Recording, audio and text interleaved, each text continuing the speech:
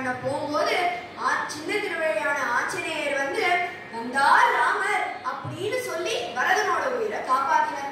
கூடயே இருந்த சத்ருகனால ஒண்ணுமே பண்ண முடியல. அதுதான்